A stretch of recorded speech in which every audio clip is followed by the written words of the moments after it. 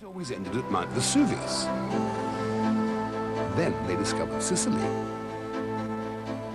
So, after they'd nourished their minds with the classics, they would gaily set forth for this, the biggest island in the Mediterranean, for a bit of sun, fresh air, sand and sea.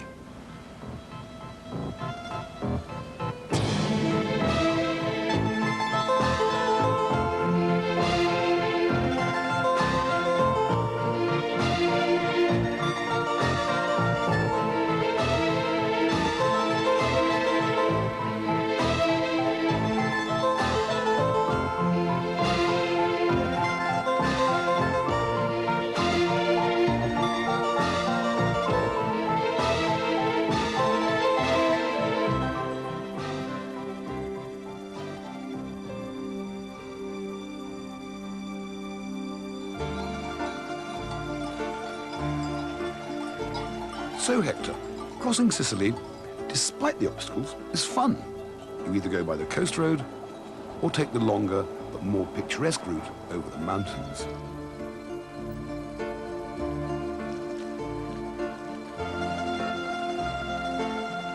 My first port of call was Marsala, situated on the west coast. It was here, at Marsala, where Garibaldi first landed on his campaign to unify Italy. And you know that during World War II, the Allies bombed the place believing that General Rommel was enjoying a jolly at the local winery. The town got flattened, the winery destroyed, and yet Rommel was nowhere to be seen. Happily, the town was rebuilt, and so was this famous winery. Buongiorno. Buongiorno. The tasting bit. This is the bit I like most.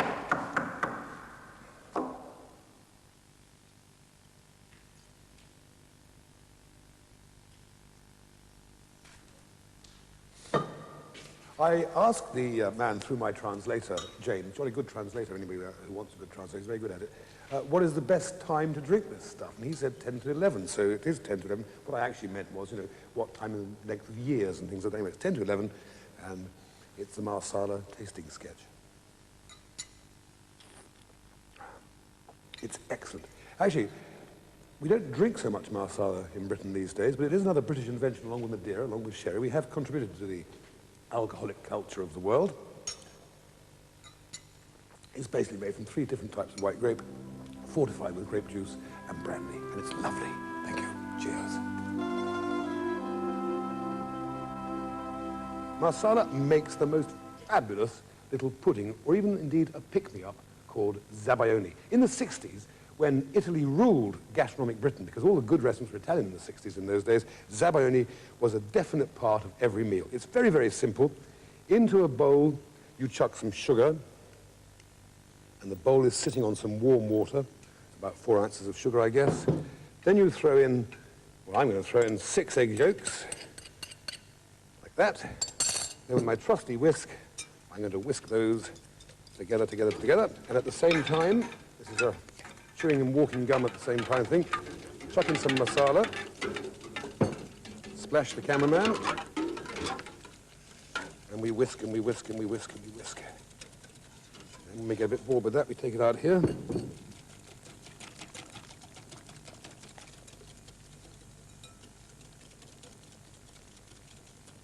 Back over the heat.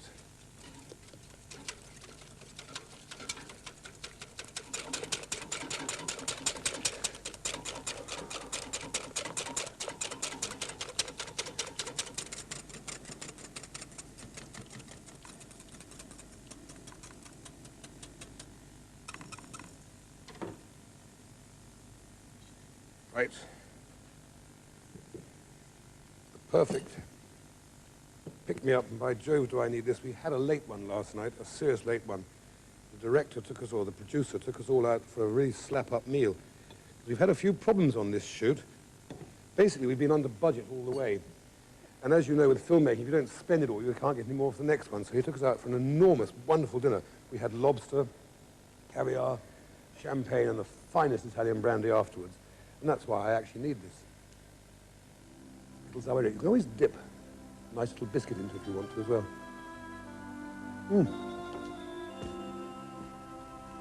Heaven in a glass.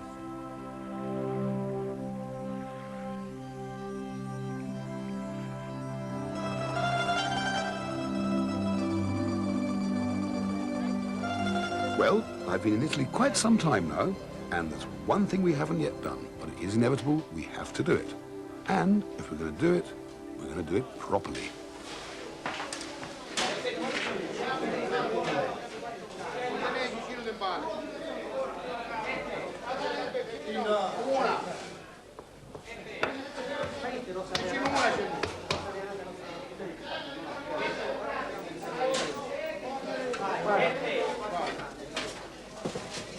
There's a lot more to a pizza than just walking down your high street, dodging into the doorway, queuing up, and getting one of those cubicle boxes with the thing inside. It is a very involved and specific process. And if you come close down here, Dennis, you start off with a kilo of plain flour mixed with about 100 grams of fine Durham wheat flour. And you mix it all together. I've never done this before, and all the cooks are standing by watching. You put in about 20 grams of sea salt into that, and you mix it around with your hands. You mix all that salt in, and then you make a little volcano in the middle. Then you have about 10 grams of yeast softened in warm water, and just over to your right, Dennis, there is some yeast, this moist yeast, about that much. That's about 10 grams. Softened in water, you pour a little bit into the middle there to start with, perhaps like that. And you make little sand castles. This is mud pie making process. So you mix it well, adding water little by little as you go until you get a nice workable dough. Then the harder work starts. You knead it and knead it for at least 10 to 15 minutes until you have a wonderful, workable, round ball of dough. And that, actually, is about right. That rests for half an hour. Lungo, così dalla chiesa. Il lungo. Long. Il lungo. Right. Then you roll it out and put on it whatever toppings you fancy. On pizzas, you can put anything. My preferred pizzas are tomato, anchovies, and mozzarella, but I'm not allowed to do that here. So we're going to have onions, mushrooms, bits of salami, like so, like that. Some oregano all over the whole thing, some parsley over the whole thing. Some mozzarella, lots and lots. I love lots and lots of cheese. So lots of mozzarella on top of that. Lots of Parmigiano on top of that as well to make it absolutely outstanding. The secret ingredient X. A little bit of lovely.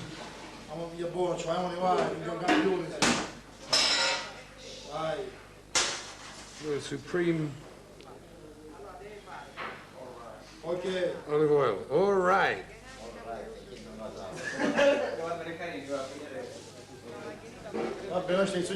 Right, hold the lattice, Teddy James, because it's going in. And how far does it go in? And then slip it off the end? Hold on, watch this. It's only been in there about 3 to 4 minutes, would mark 110. You have to flip it around from time to time, and when it's ready, you put your spatula underneath and you lift it out. Okay. Bravo. There. Sicilia on a plate. Pizza Floyd, grass of this wonderful establishment.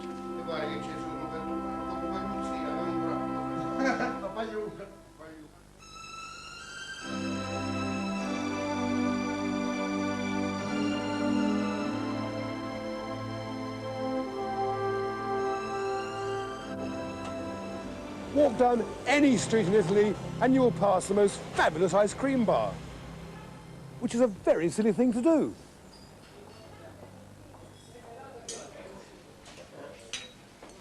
What a treat. Italian ice creams are unquestionably the best in the world. And if I could spend a couple of hours here demolishing this wonderful melange, that would be happiness, happiness, happiness in spades. And as for the cakes,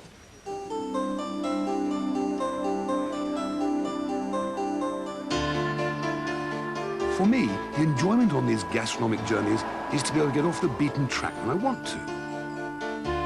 And a brief run up into the mountains anywhere in Sicily will reveal fascinating little towns with narrow streets and closely knit communities.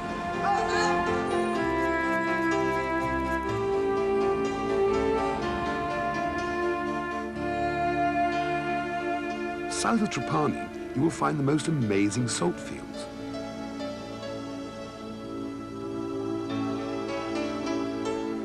The process is ancient and harnesses the sun and the wind to evaporate the water, leaving the wonderful sea salt, which is then harvested and refined.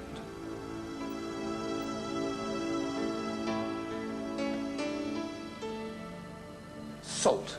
Fish baked in salt, rather like baking, as the gypsies did, a hedgehog in clay, or indeed the Indians do with a clay bake around a chicken or something like that. The salt is a perfect medium to cook fish in. And I've got a big sack of the wonderful stuff here. And then we'll have a look at the fish. I went to the market and I found, a good close-up on here please Dennis, I found some bream, some bass, some red mullet, another bass, another red bream and a black bream. And I've stuffed them with a bit of fennel as far as the bass is concerned, and that goes into the salt, like so. The bream, I've put some parsley into. He goes in there as well. The other bass, I'll add some more fennel to it, just inside its tummy, like that, fresh fennel. The bass goes in.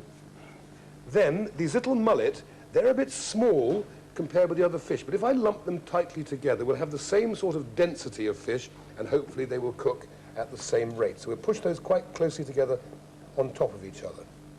Okay, now, a load more salt goes over the top of all of them.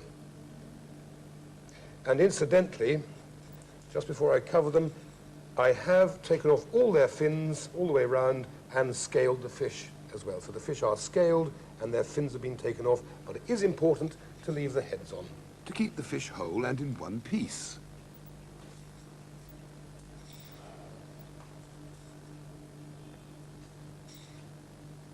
Yippee. Now, we just douse that with a little bit of water.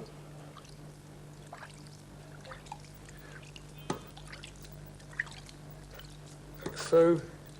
Then twizzle round with me. We'll whack this in the oven. It's set at 200 on electric, and we put that into the oven until such time as the salt becomes crisp on the top and slightly burnt.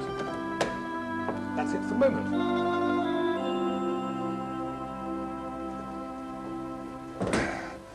So, I have to confess, I have never cooked this dish before. This is hard, that's exactly what we wanted. Now, I've taken lots of advice from all different kinds of people, the chef here and all the rest of it. And he says you should chop it through with a knife. I'm not going to do that, this might make a mess. I'm going to tip it right upside down and break it open so all the fish falls out, I hope. Okay? So this is something we've never done before. We're going to do it now, and we're going to do it like this. And then we're going to chip away and find our fish inside here. I know we are. Stay with it, because we've never done these things. All things are new in this life. Yes, excellent.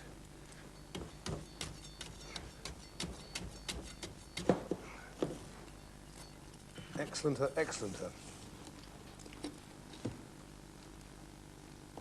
Or not, as the case may be. Dennis, these things do happen in television programs. I've ruined it, it's totally overcooked, and the fish is a complete disaster, and it just goes to show that being a smart talking, smooth, international traveling cook can get you in serious trouble sometimes. I didn't cook all my fish. I did save one of these beautiful black bream. I've just brushed it in olive oil, and there's a hot grill over here. I'll get out of this somehow, I'll have to. Because this is what happens on a busy restaurant on a Saturday night. You've cooked it perfectly, you think, and there's a disaster. And there's a customer sitting there complaining like heck because his food hasn't been prepared. So that goes on the grill about 5 minutes each side. Just get it nicely seared. And while that's happily grilling away, we'll just play this for real, because this is what happens in restaurants sometimes. And I am a restaurateur, and things do go wrong. Things have gone dramatically wrong here. However, the sauce I'm going to make for this grilled fish, which would have gone with the baked bass in the salt, is simply fresh Sicilian lemon juice bubbling away in there. Okay. And into this, we daub little knobs of butter and whisk it away.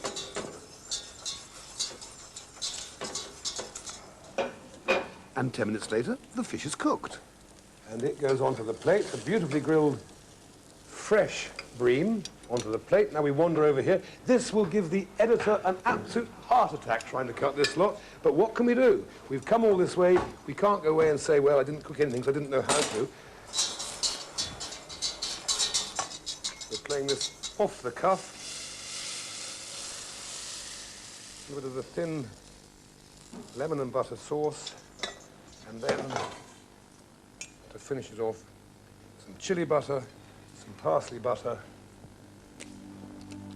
a sprig of fennel. And there you have simply grilled bream with 3 flavoured butters.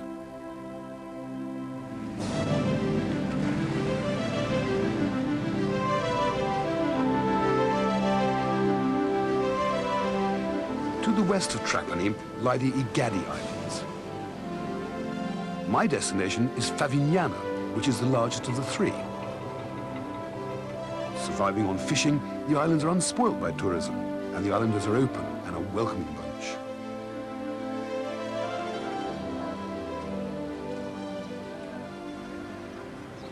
Sicilian food has been influenced a lot by the North Africans, and one of the most famous dishes here is couscous with fish. Absolutely fabulous. The very first thing you have to do is to make a rich fish soup. Now to do this, this is it here with all its lovely vegetables and things in it. To do this, you chop up some onions, some tomatoes, some celery and some garlic and fry it lovingly, lots and lots of tomatoes, frying it lovingly in olive oil, a little bit of salt and pepper. You have a rich, mungy-gungy mess at the bottom of your pan. Then you add some bay leaf and some parsley, and over to your left, a bit of fennel. Back up to me, please, Dennis. You pop all that in and then put some water in and let it simmer away for about 30 minutes or so. Right. The next thing you do, you get a selection of fish and we pop them into the soup. They're already taken their tummies out, but their heads and everything else stay on. So we'll put 3 or 4 of those in, just gently into there, and let them simmer away for about 15, 20 minutes until they're totally soft.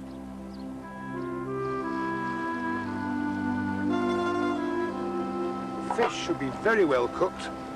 In fact, they're so cooked they're totally disintegrated, which is exactly what we want.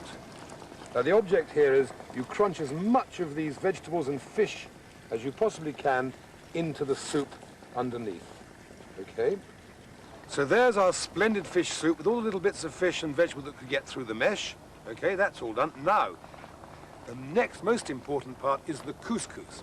Now, couscous, which is down here, already cooked, there is splendid stuff. For the garnish of the whole thing, we've got some lovely little clams. They go into a preheated pot with olive oil, like that.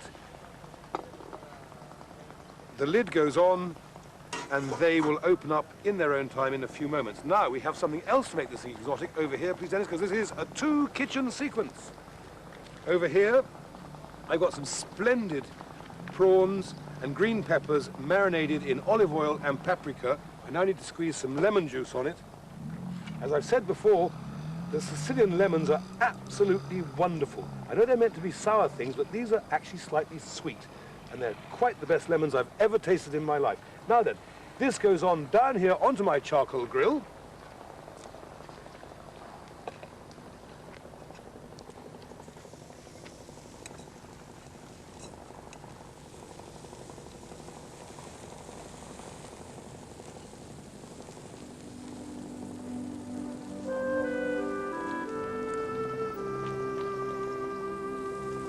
Great, that's the prawns. Now then, the clams. Absolutely perfect. They've opened up beautifully. Okay. Bring the prawns up, which are beautifully done. Put prawns onto the couscous. there and there. These damn things are very hot. Another motorboat just started up.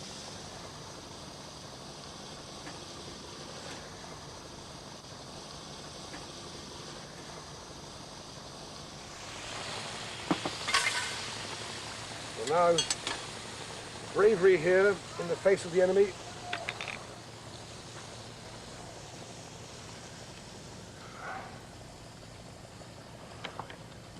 I've given my liver for my art, and I'm now giving my limbs for my art. That's if you call it art, and there are many that don't. Clams on the top.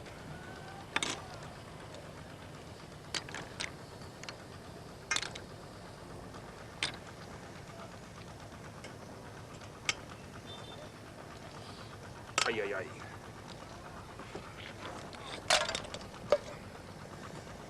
Then, with our lovely fish soup, we just moisten the couscous.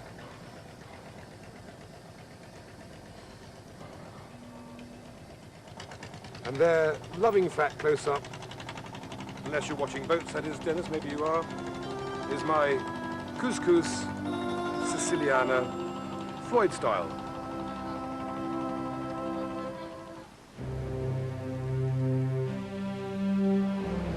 Favignana is perhaps more famous for its tuna fishing. It is a time-honored method whereby the fishermen use these huge boats to form a series of chambers with their nets into which the fish are shepherded. Finally, when there is sufficient fish, the net is closed and they haul the tuna out.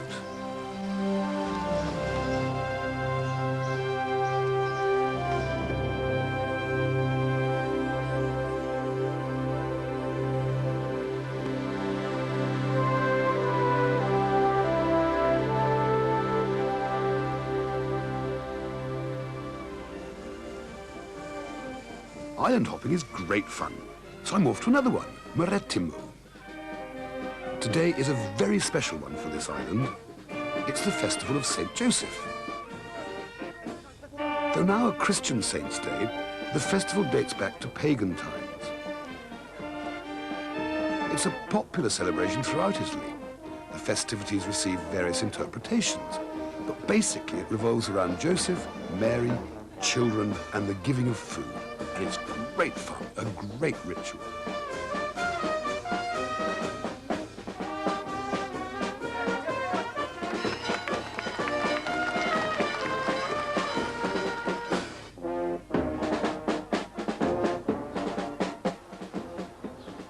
Not surprisingly, the whole town joins in, leaving the rest of the place completely deserted. Listen, while the Italians are celebrating the very, very important festival of San Joseph here in the early spring, you know, Joseph and Mary and all the rest of it, fabulous stuff, I want to celebrate another equally important event, the celebration of the first spring peas, Sicily, as they are called in Italy. And this is a terribly simple dish. It's going to be just chicken and ham and carrots and peas and milk and things like that. So without any further ado, we'll go straight into the dish, and the first thing we're going to do, and the band is playing, and it's great, it's a great festival day, it's a holiday day, everybody's dressed in their Sunday best, even me. The first thing we're going to do, some little bits of raw ham, prosciutto and carrots into there. Then I'm going to add some butter. This is excellent stuff. Look at that, and there's Mary and Joseph. Dennis, you ought to just check that one out.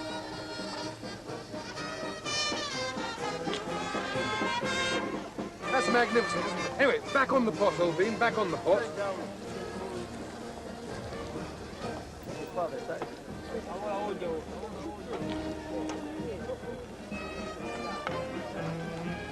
Now we add some lovely spring onions as well.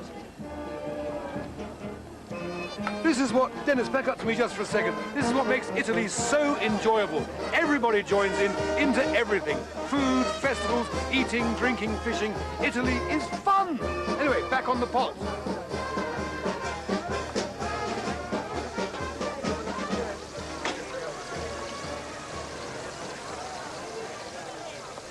Now, the next thing is we put in our little strips of chicken.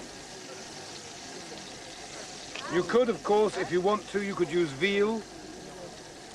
You could use turkey, but little strips of chicken are absolutely fine. In they go, just cooked very quickly in the butter. The butter and the olive oil. Because now we have to add a little bit of splendid white Italian wine.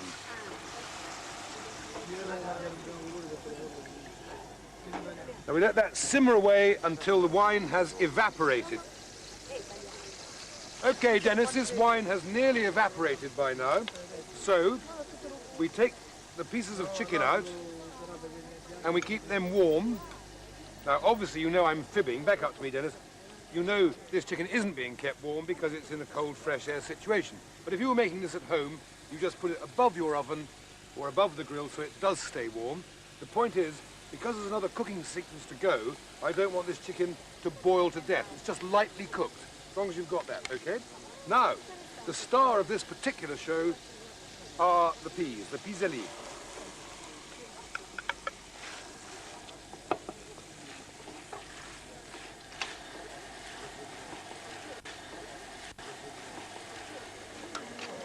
And then a wonderful glass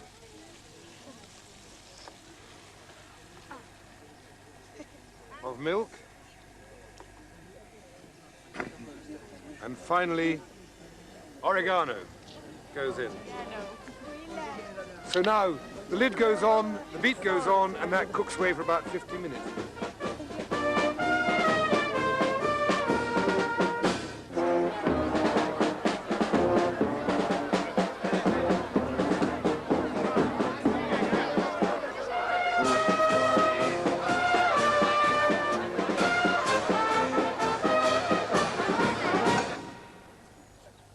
Excellent. So, 15 minutes, that's all. The peas are cooked, the ham, the milk, the lids fall on the floor, but that's all beautiful. Let's have a loving close-up of that just so we can see where we're going. Beautiful peas, piselli with ham, carrots, oregano, a little bit of white wine and stuff. Now, the final thing is, Dennis, we add our little bits of chicken, like that. We pass that to an assistant, which is over there.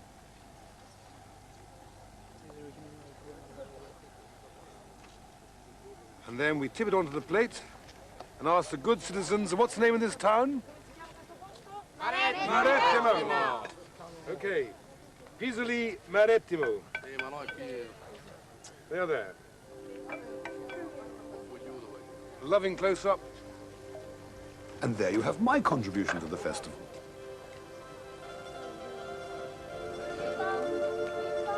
So that's that. Arrivederci Marettimo. Arrivederci Sicily. And thank you Italy. We'll be back.